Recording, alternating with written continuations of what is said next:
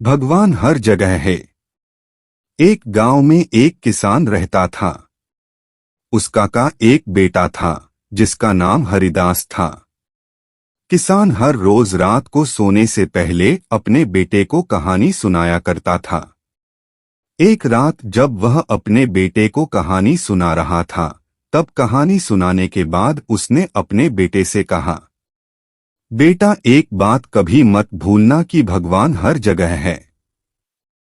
किसान के बेटे ने इधर उधर देखा और पूछा, पिताजी, अगर भगवान हर जगह है तो वह मुझे दिखाई क्यों नहीं देते?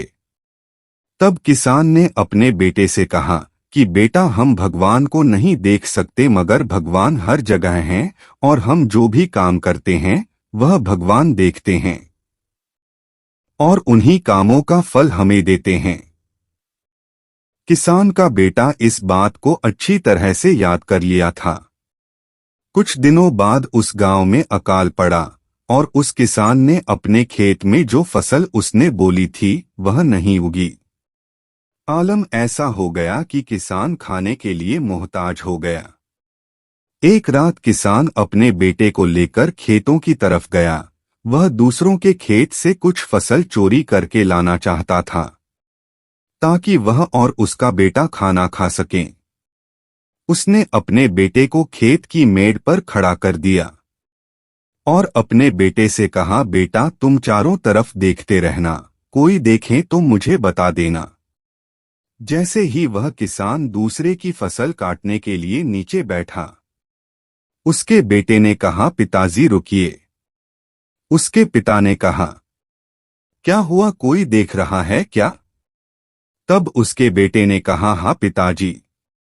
तब किसान खेत से निकलकर मेड़ पर आया, यह देखने के लिए कि कौन देख रहा है।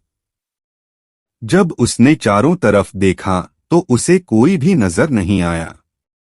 उसने अपने बेटे से कहा, कौन देख रहा है? मुझे तो यहाँ पे कोई भी दिखाई नहीं दे रहा। तब किसान के बेटे ने उससे कहा, पिताजी, आप ही ने तो कहा था ईश्वर हर जगह है और वह हमारे कामों को देख रहा है।